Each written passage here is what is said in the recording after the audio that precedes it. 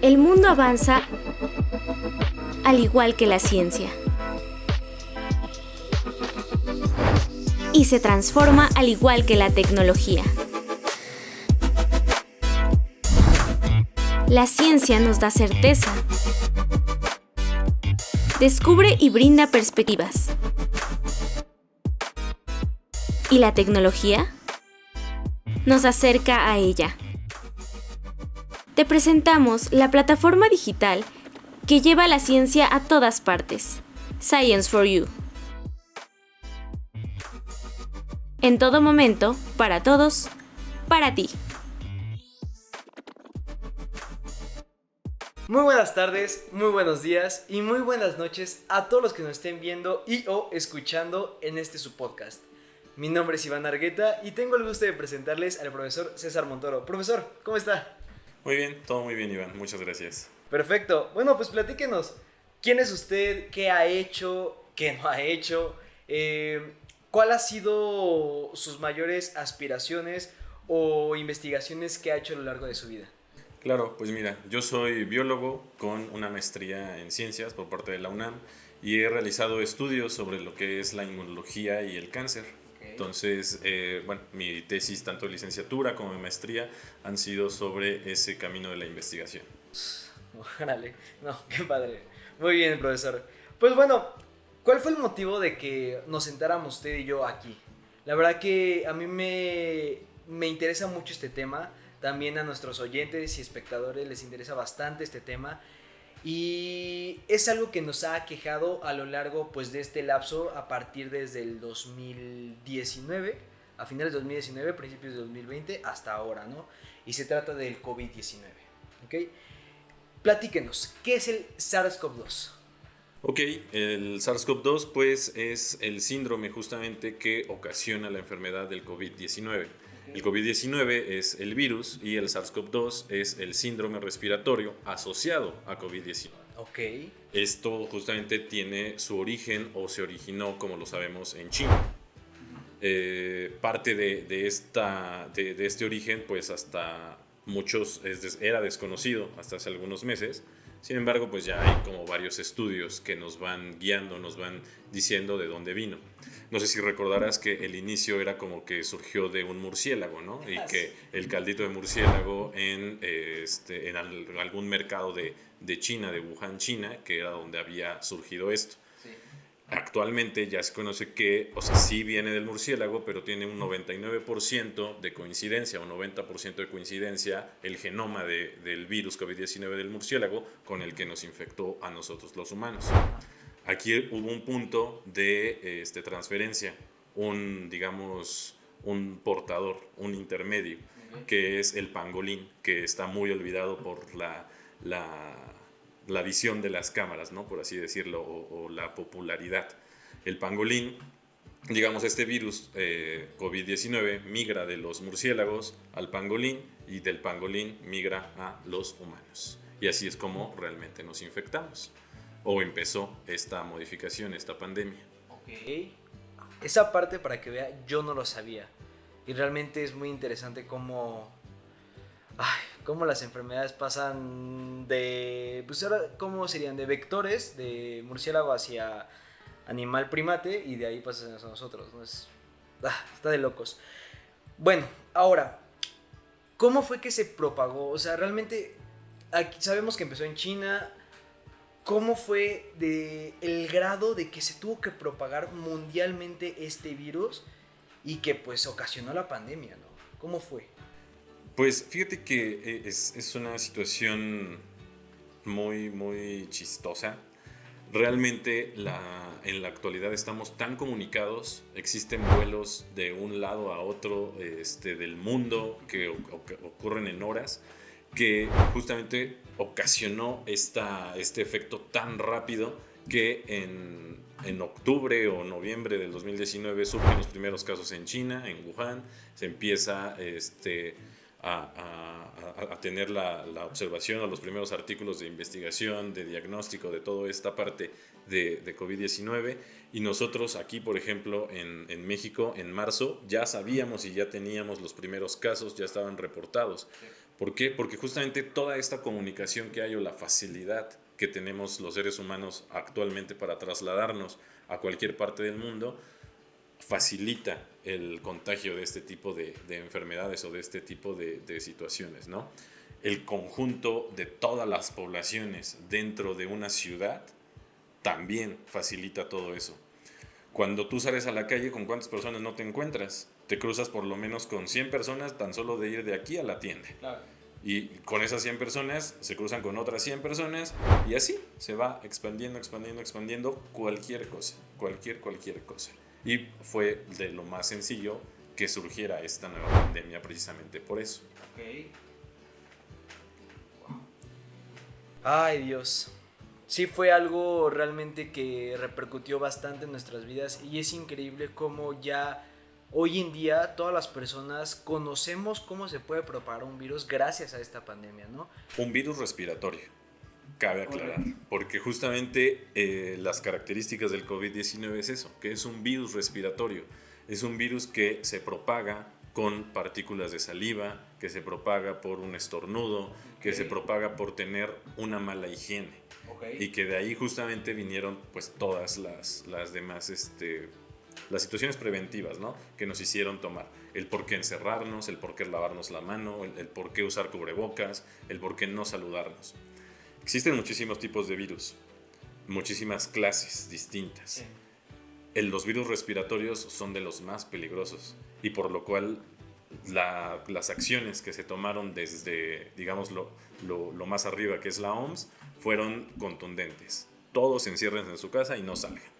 Porque un virus respiratorio es diferente, digamos, a un virus gastrointestinal. Un virus que nos afecte en la comida, que nos infecte, que nos provoque diarrea, ¿no? Digamos. Es completamente distinto. Y sobre todo también recordar que son diferentes a las bacterias. Claro. Que no existe un medicamento como tal que nos ayude a combatir el virus. Dependemos completamente de nuestro sistema inmunológico. Y eso es muy importante que lo mencione porque al final a veces tenemos esta ideología de que sí existe un medicamento para los virus. Pero como usted lo menciona, realmente no hay un medicamento. Es prácticamente el sistema inmune encargándose y el medicamento que nos suministran es para los síntomas, tal cual. Exacto, para tratar de sobrellevar eso, que nuestro organismo no deje de funcionar y pueda justamente nuestro sistema inmunológico pelear contra los virus. Ok, ahora aquí le hago una pregunta muy interesante. ¿Cómo es el mecanismo de acción del COVID-19? Pues como de cualquier virus, aquí digamos que sí es genérico. Lo que hace el virus es agarrar e introducirse a la célula. Recordemos que los virus no son más que una cadena de ADN o ARN, en el caso del COVID-19 es ARN, envuelta en una capa de péptidos, de fosfolípidos. Entonces lo que hacen estos fosfolípidos es unirse a la membrana celular de nuestras células. Obviamente se dice que es respiratorio porque se enfoca justamente a las células respiratorias únicamente, no se va a meter en las células de la piel, de los ojos o las células respiratorias o de las mucosas. Y de ahí pues lo que hace cualquier virus es replicarse. Deja su material genético, se apodera de la maquinaria de replicación de la célula y se replica hasta que la célula explota. Recordemos que las tareas de los virus, o la tarea principal de los virus es replicarse. Ellos no saben hacer absolutamente otra cosa y no les interesa absolutamente nada más que replicarse. Tener réplicas de ellos mismos, digamos sacarse copias. Es lo único que hacen, es lo único que les interesa. Y los virus están diseñados para que cada una de las células específicas los replique. En este caso, las células respiratorias. Por eso es un virus respiratorio. Las células respiratorias, que son nuestros pulmones, nuestra mucosa, todo nuestro tracto respiratorio, va a codificar o va a ayudar a que el virus se replique. El virus llega, se pega, introduce su material genético y empieza a replicar su material genético para hacer nuevos virus que infecten nuevas personas y así. Ok. ¿Y el tiempo de vida media que tiene cada virus del COVID-19 cuánto es? O sea, dentro del organismo y fuera de, ¿no? Exacto. Y fíjate que ese es un punto muy importante y de diferencia con la influenza. El COVID-19 sobrevive más en las partículas que el virus de la influenza. precisamente por eso fue más contagioso. O digamos que, no me gusta usar la palabra sobrevive porque hay una disputa con esto, pero vamos a usarlo. Digamos que yo ahorita estoy hablando, sale una partícula de mi boca con saliva, con una pequeña partícula COVID-19 y se queda sobre la mesa. Y ahí se puede quedar horas. Tú puedes llegar o yo me voy, regresa, tú pone la mano aquí, después se talla el ojo y ahí va justamente la infección de COVID-19. Con la influenza no pasa así. La influenza no es capaz de quedarse o sobrevivir tanto en lo que son las partículas o las mucosas. Simplemente sale el virus, está unos cuantos minutos del virus de la influenza y se degrada o se le rompe esa capa de fosfolípidos que protege su material genético. Se va degradando sin la necesidad de limpiar. Por eso la insistencia de las autoridades en limpien todo, cada que ustedes toquen algo, limpien o saniticen, ya sea con alcohol, con Lysol, con lo que ustedes quieran, pero estén limpiando constantemente las cosas. Porque tú no sabes quién habló, quién le escupió a la despensa que estuviste usando, sobre todo en el transporte público, ¿no? Alguien estornuda, se tapa así con la mano, pero lo vuelve a agarrar el tubo, lo deja y ahí se quedaron las partículas. Y si alguien más llega y agarra exactamente ese mismo punto y se toca la cara, se mete el dedo en la nariz, se mete el dedo en la boca o cualquier cosa, ocasiona justamente la infección. Pero entonces, usted está diciéndome que el virus del COVID-19 y el virus de la influenza son dos tipos de virus totalmente diferentes. Son respiratorios, pero son distintos, exactamente. ¿Cuál es el del COVID-19? ¿Qué virus es? ¿Qué tipo de virus es? Coronavirus. Coronavirus. Es un coronavirus. Los de la influenza son influenzavirus. Ok, eso es importante. Ok, bueno, profesor, sabemos que a lo largo de todo este tiempo se necesitaron, pues, muy urgentemente diagnósticos para saber si existía el síndrome que se provocaba por el COVID-19, el SARS-CoV-2. ¿Cuáles fueron estos diagnósticos? Diagnósticos moleculares, me imagino, ¿no? Justamente esto es muy importante, ¿no? Porque para diagnosticar justamente el SARS-CoV-2, el síndrome respiratorio ocasionado por COVID-19, se tomó la decisión o se llevó o se enfocaron los estudios, tanto en China como en Alemania, en Europa, en cualquier parte del mundo, al diagnóstico molecular. Porque es un diagnóstico muy certero y muy, digamos, preciso y exacto. Tan exacto que justamente detectaba o detecta el COVID-19 a pesar de que tú ya no seas contagioso, no seas positivo o digamos que solo tienes partículas o restos del virus, no tienes el virus completo. Es muy exacto y la técnica se llama PCR. Ahora todo el mundo, absolutamente todos, saben o al menos han mencionado o han escuchado las siglas PCR. Digamos que no saben qué significa, pero ya todo el mundo dice, PCR, uy, me van a hacer COVID. Ya tengo COVID, es que me van a mandar a hacer una PCR. Sí. Que finalmente el PCR es una técnica de laboratorio, que es la reacción en cadena de la polimerasa, que lo que nos ayuda es justamente a detectar esos fragmentos de material genético que contiene el virus, ver si están presentes en nuestro cuerpo o no. Si están ahí, si están presentes, pues va a salir una PCR positiva. Si no están presentes, una PCR negativa. Correcto. ¿Qué pasó y qué pasa con el COVID-19 y en las técnicas moleculares justamente? Que no sé si te pasó o les ha pasado que yo, digamos, tuve COVID, ¿no? Y 4 meses después o 3 meses después me hago PCRs y sigo saliendo positivo. ¿Pero por qué? Pues porque hay fragmentos, o sea, el COVID es un virus tan estratégicamente formado por la naturaleza o por lo que sea, que protege tanto su material genético que es casi imposible, no se degrada, es muy difícil degradarlo.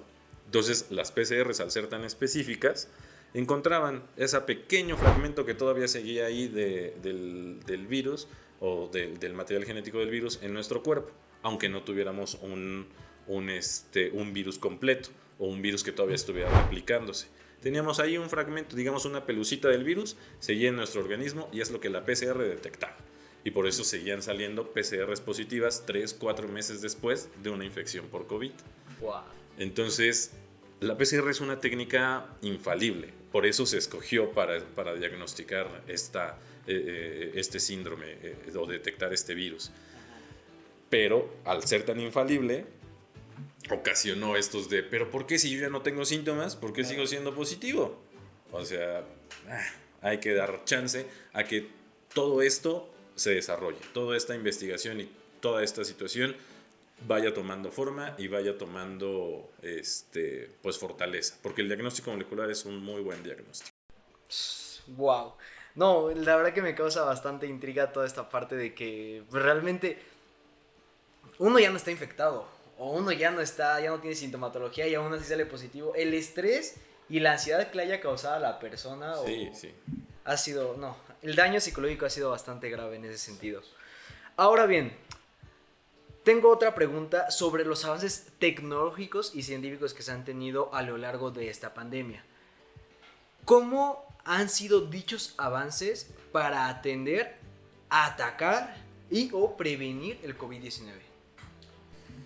Pues han sido bastantes, ¿no? Finalmente, el diagnóstico, los avances que nos dio el diagnóstico molecular fueron brutales. El diagnóstico molecular era un diagnóstico que se tenía ahí en la esquina, olvidado, que nadie se acordaba de él, que nadie sabía que existía.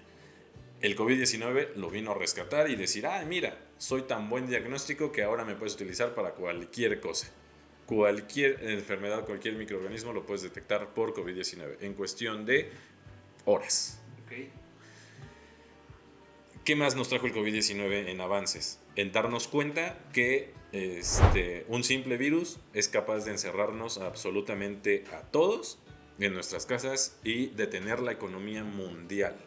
Seguimos justamente sufriendo esta parte de la economía por el cierre global que hubo en todo, en cadenas de suministros, en cadenas de todo menos lo hospitalario, ¿no?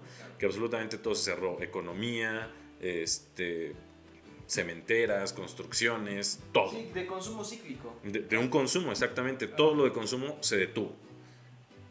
Y todo eso justamente, nadie sabía qué pasaba si todo eso se detenía. Y estamos viviendo todas esas situaciones o esos avances de, ok, ya se detuvo, ahora tenemos una crisis económica mundial, una crisis existencial de todas las personas que sufrieron traumas por estar encerrados con sus familias o que estuvieron encerrados solos. O sea, trajo la pandemia y como tal el COVID.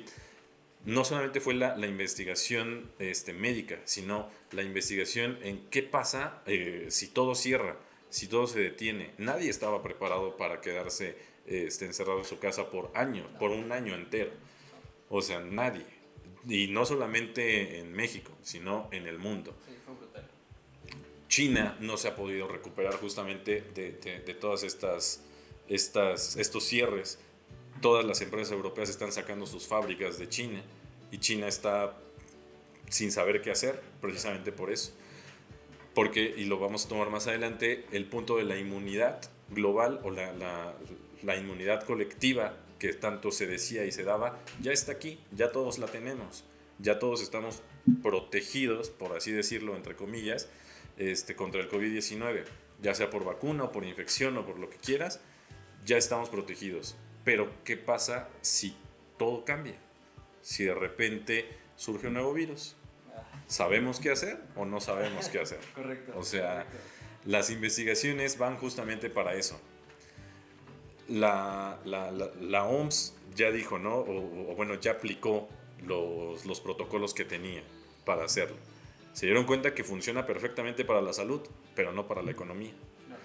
Porque finalmente la OMS son médicos, son científicos, Sí, no son economistas. No son economistas. Ellos vieron por la salud y el bienestar de la humanidad.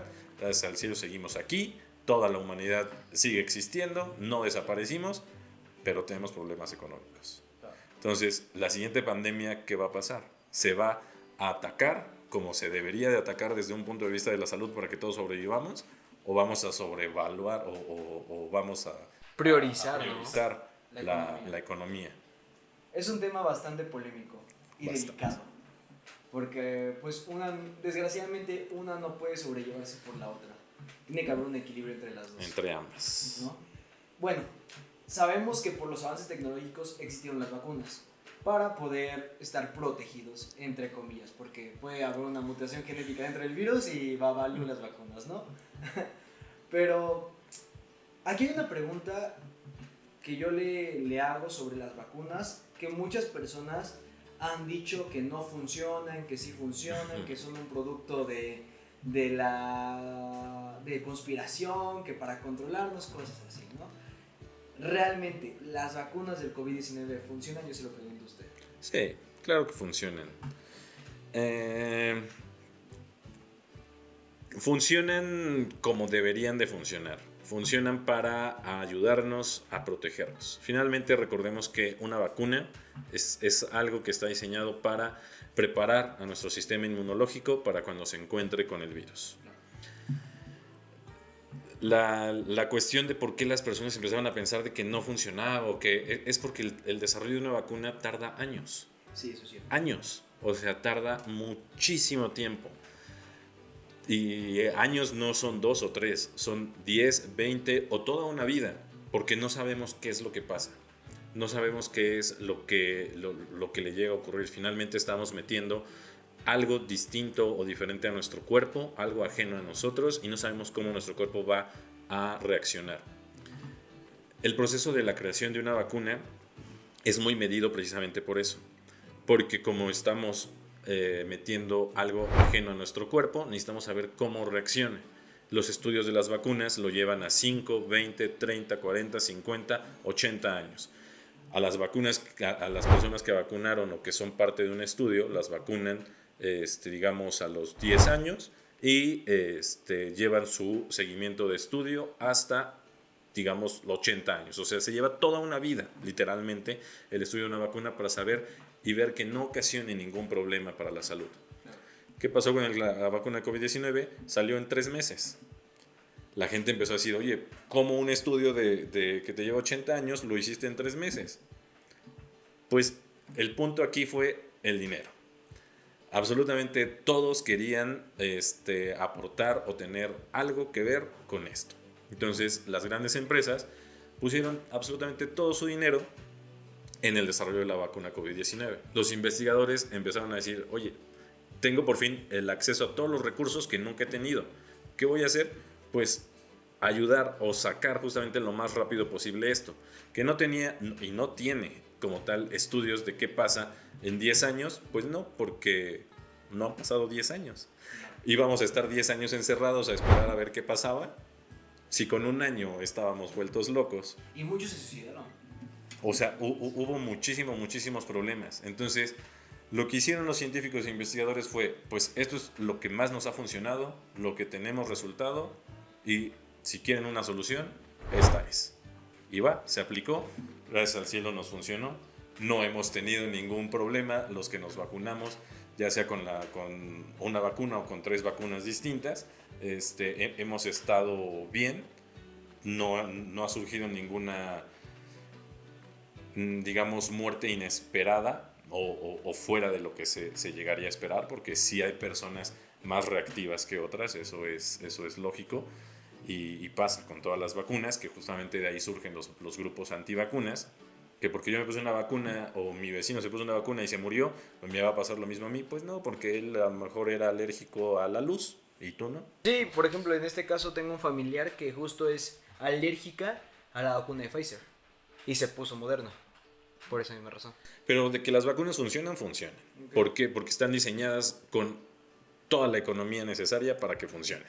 Okay. Entonces, los cerebros más brillantes recibieron justamente el apoyo que nunca habían recibido y generaron la vacuna. Entonces, funciona. ¿Qué consecuencias va a traer? No lo sabemos. Esperemos que ninguna mala, que pura benéfica, que ya no tengamos, a lo mejor que sea una vacuna recurrente como la de la influenza, que nos tengamos que poner cada año para cierta etapa, como cualquier virus respiratorio. El COVID es un virus que va a vivir con nosotros por siempre y para siempre, de aquí hasta que la humanidad se extinga, y vamos a tener que convivir con él, y creo que ya después de 3 años hemos aprendido a sobrellevar un poco más esta esta situación. Ya no es así de, ay, me dio COVID-19, ¿no? Qué miedo, ¿no? Ya no te me acerques, no esto, no lo otro, no aquí, no allá. Ya sabemos actuar, ya decimos, ok, ¿cómo te sientes? Aíslate un tiempo, usa tu cubrebocas, lávate constantemente las manos, como cualquier virus respiratorio, como cualquier gripa que nos da. Son las precauciones que deberíamos de tener con cualquier virus respiratorio. Claro. Sí, 100%. Es bastante... Pues lo voy a decir tal cual, es maravilloso cómo la naturaleza puede crear un virus tan complejo como el COVID-19. Los virus en sí son complejos. Son complejos. Cualquier tipo de virus, hasta los bacteriófagos.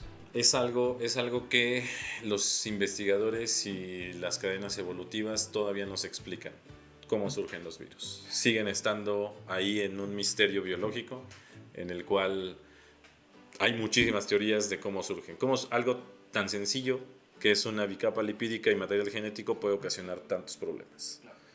Nosotros, por ejemplo, nos decimos que somos seres complejos porque estamos compuestos de muchas células, tenemos muchas funcionalidades, tenemos células específicas para ver, para escuchar, para que nuestro corazón lata, para digerir, pero una simple bicapa lipídica y un ADN o ARN nos ocasiona la muerte o problemas respiratorios o problemas que no podemos ya salir de nuestro hogar. Entonces, los virus son un misterio hasta ahora, espero que no lo sean por siempre, que podamos llegar o que las investigaciones lleven a ver verdaderamente cómo es que se originan, cómo es que surgen o por qué ocasionan tantos problemas, pero son un misterio y son un misterio maravilloso. Sí, la verdad es que sí. Ahora bien, profesor, en relación a los laboratorios que estábamos hablando, los laboratorios clínicos sobre los diagnósticos moleculares, ahorita que ya bajó la incidencia sobre el contagio del COVID-19, sabemos que estos laboratorios se crearon para poder diagnosticar el COVID, para poder averiguar si la persona tenía el virus. ¿Qué ha pasado con esos laboratorios? Porque sabemos que tienen que vivir de algo. Exacto. Pues lo que han hecho es justamente voltear a ver a las demás pruebas moleculares. Las empresas de diagnóstico molecular ahorita son empresas en las que, bueno, en 2020, 2021 aumentaron su valor completamente porque pues todo el diagnóstico, todo, absolutamente todo estaba enfocado al diagnóstico COVID-19.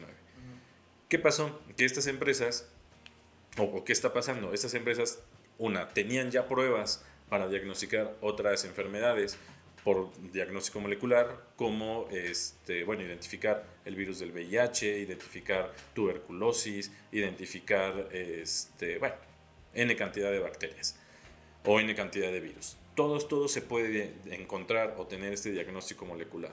Lo que están haciendo estos laboratorios es justamente voltear a ver todos esos diagnósticos que estaban ahí en el olvido, que estaban ahí que nadie sabía que existían, el diagnóstico molecular. Secuenciación, por ejemplo. Y la secuenciación no solo nos funciona para diagnóstico de microorganismos, sino para conocer realmente mutaciones y otro tipo de enfermedades genéticas, como si eres propenso a diabetes, propenso a generar cáncer, y toda esa información viene en nuestro material genético. Ya la tenemos. Ahorita lo podríamos saber en una secuenciación si tenemos los marcadores necesarios para desarrollar cáncer o no. ¿Qué es lo que pasa? Que todo esto es muy costoso, o era muy costoso antes del COVID. Actualmente, como todos estos laboratorios moleculares necesitan sobrellevar, las empresas que realizan este tipo de equipamiento, de kits para el diagnóstico, pues lo están abaratando, tienen que bajar los costos para que puedan ser rentables, puedan seguir subsistiendo a los demás laboratorios y finalmente para la población es un beneficio. El diagnóstico molecular es algo que en los próximos años viene fuertísimo. Sí, es un top. Vamos a ver que ahora los doctores o los laboratorios cuando vayamos al médico y nos mande a hacer laboratorios, nos va a mandar alguna prueba molecular. Va a decir, te voy a diagnosticar esto por tal prueba molecular de PCR. Y van a decir, PCR de COVID va a ser. No, es otro tipo de prueba, es la misma PCR, pero enfocada hacia otro microorganismo. Okay. Para poder diagnosticar bien tuberculosis, para poder diagnosticar bien clamidia, alguna enfermedad de transmisión sexual o alguna enfermedad gástrica, por ejemplo, que eso nos va a ayudar muchísimo. Y no sé, en a lo mejor 15, 20 años, o espero que menos, la secuenciación va a ser algo que todos vamos a poder tener y sería fabuloso que todos tuviéramos nuestro genoma, ¿no? El saber para qué enfermedades somos susceptibles, para qué somos alérgicos, para qué, o qué enfermedad podemos heredar a nuestros hijos, ¿no? Si es que lo queremos tener. Entonces, ¿qué características están dentro de nuestras células y podemos pasar hacia otro lado? Eso ya no es, suena como película de ciencia ficción, ¿no? Sí, así de, voy a una cita y les voy a decir, mira, este es mi genoma, pero no es algo tan loco, es algo que está ya muy, muy cerca, que en 10, 15 años la gran mayoría de la población va a tener acceso a eso. Claro, de hecho hay un documental, realmente ahorita no me acuerdo del nombre, hace tiempo que lo vi, justo hablaban sobre que dentro de 20 años, 15 años a largo plazo, estamos hablando de que ya la humanidad, las personas que quieran tener hijos, ya pueden, aparte de obviamente de hacer una inseminación, pueden ver su material genético, hacer una secuenciación para ver si realmente el hijo que vayan a nacer va a tener algún tipo de enfermedad o no. Eso ya se hace y está al alcance no del que tiene dinero, pero del que tiene los contactos suficientes. Ok. Ya no solamente es necesario pagar. Antes se hacía únicamente pagando. Tenías acceso a un secuenciador que te tardaba una semana en secuenciar tu genoma. Actualmente tardan 2 días. Un genoma completo. Y lo pueden hacer a partir de una sola célula. En el Instituto Nacional de Rehabilitación, aquí en Ciudad de México, se hacen ese tipo de estudios. Y se hacen justamente para parejas que tienen cargas genéticas complicadas o dirigidas hacia muchas mutaciones que, digamos, ocasionen pues la pérdida de fetal o el aborto, que ocasionen enfermedades complicadas como huesos de cristal, que digamos que el feto sufre al momento del desarrollo, ¿no? Lo que se hace es justamente esto, secuenciar y escoger el embrión que menos mutaciones traiga o que digamos que vaya a ser viable. Sí, totalmente. ¿Cuál es el problema de esto? Que queremos ser dioses, que queremos ser, pues sí me gustaría que no tuviera enfermedades, pero también que fuera con ojos azules, o un ojo azul, un ojo verde, que midiera un 80 y que tuviera los brazos bien desarrollados. Tampoco, o sea, esto se trata de curar enfermedades, no de cumplir caprichos. Entonces, al rato va a haber la discriminación genética.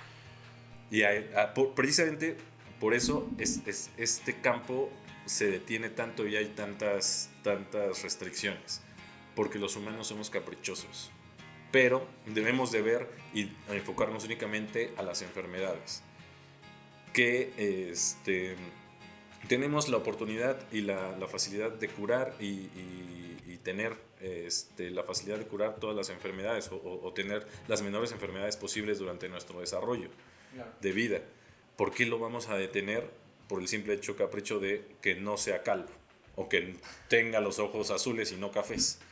O sea, bueno, es una situación que abarca muchísimas cosas, pero todo esto se está volteando justamente por el diagnóstico del COVID-19. Llegó y está teniendo boga precisamente por esto.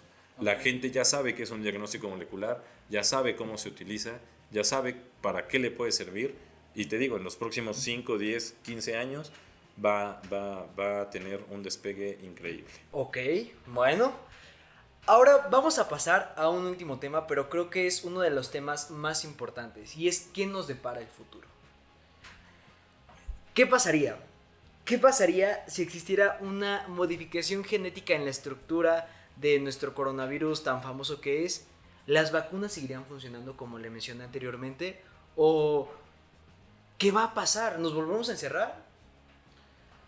Pues sí, obviamente. O sea, es como lo platicaba hace un momento, ¿no? El protocolo que seguimos, el protocolo que se tuvo de aislamiento fue el mejor. ¿Para qué? Para salvar la gran cantidad de vidas que se salvaron. Sí. Muchos dicen que no se salvaron tantas vidas, que se salvaron muchísimas. ¿Por qué? Porque no se saturó el sistema de salud pudo funcionar como debió de haber funcionado, y todo fluyó como tenía que fluir. ¿Qué va a pasar si la vacuna deja de funcionar? Cuando surja un nuevo virus, va a surgir, va a pasar. El punto es, nuestras autoridades, ¿qué van a hacer? Van a preferir justamente la economía, porque ya saben qué ocasiona un cierre global, un cierre mundial, una baja de turismo, una baja de producción, una baja en absolutamente todo lo que conlleva a las relaciones humanas. Claro. ¿Van a aceptar todo eso? Más bien ahí la parte médica y biológica, sabemos lo que tenemos que hacer. ¿Por qué? Porque funcionó a la perfección. Digamos que el OMS tenía el protocolo ahí empolvado sin saber o sin poderlo poner a prueba y dijo, es mi oportunidad. Todos en sus casas, nadie sale, esto y lo otro. Funcionó perfecto. Ya la cadena de contagios se detenía, no había tantas muertes, los hospitales no se saturaron, porque no puede ser que el 100% de los humanos estemos internados en un hospital con respiradores. O sea, no para nada. Y aparte se saturaba.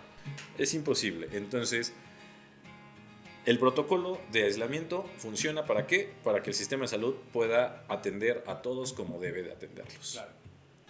¿Para qué no funciona el protocolo de aislamiento? Para la economía, para todo lo demás. ¿Qué pasa si surge un virus o una bacteria o lo que sea que nos va a conllevar a un respiratorio, que nos conlleve exactamente a lo mismo? Aquí es ver cómo van a actuar nuestras autoridades.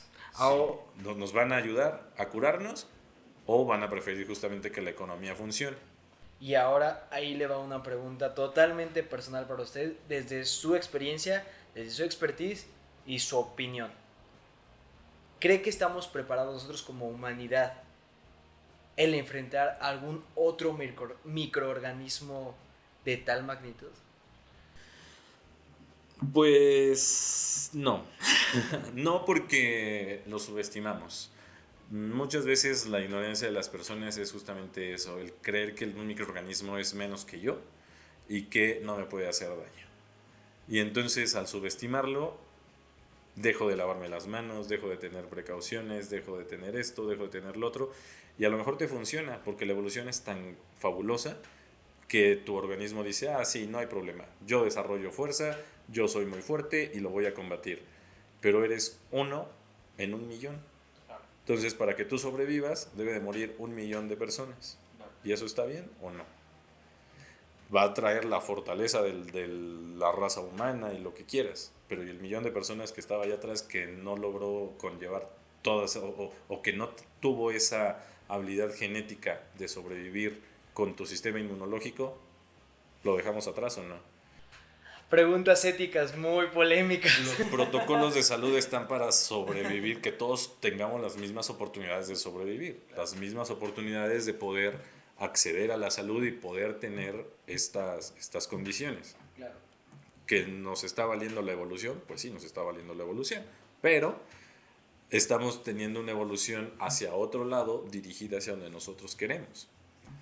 Si otro microorganismo muta y digamos que la población o los gobiernos deciden salvar la economía en lugar de las personas, pues van a sobrevivir, la evolución se va a poner los más aptos en marcha y van a sobrevivir los más aptos, los que estén aptos para sobrellevar ese virus. Te diré que yo en 3 años no he tenido una prueba positiva de COVID-19, a pesar de convivir con personas, mi familia cercana, vivir con mi papá, mi mamá, mi pareja que tenían COVID-19. A mí nunca me salió una prueba positiva de COVID-19. Soy el más apto para sobrevivir y todos los demás debieron de haber muerto. O sea, es algo que no se tiene en cuenta, ¿no? En cuestión. Antes las vacunas, las protecciones y todo esto lo llevan a protegerse. Pero así como yo, hay otras, digamos, cientos de personas que nunca en esta pandemia han presentado una prueba positiva de COVID porque no tenemos el receptor, porque nuestro XY células funcionan. Pero yo soy muy propenso a las alergias. Sí. Yo uso lentes, no soy un humano perfecto. Entonces, hay una cuestión de que sí tengo unas ventajas evolutivas para una cosa, desventajas evolutivas para otras. El punto aquí es recordar la evolución, ¿no? Que es siempre el más apto y no el más fuerte. Claro. Pues bueno, profesor, le agradezco muchísimo por esta plática tan clarificadora, tan fructífera. Realmente fue algo bastante bueno tanto para mí como para nuestros espectadores y oyentes. Le agradezco bastante y espero volverlo a tener pronto por aquí. Muchísimas gracias por la invitación y claro, aquí estaremos próximamente. Muchísimas gracias. Y pues nada, no olviden seguirnos en nuestras redes sociales, tanto Facebook, Instagram, Twitter. Y también no olviden darle like al botón del podcast en YouTube y en Spotify. Suscríbanse y pues que pasen una excelente tarde, una excelente mañana o bien una excelente noche. Gracias por unirte a nosotros en este viaje científico. Recuerda, la ciencia está en todas partes y siempre estará a tu disposición en Science for You.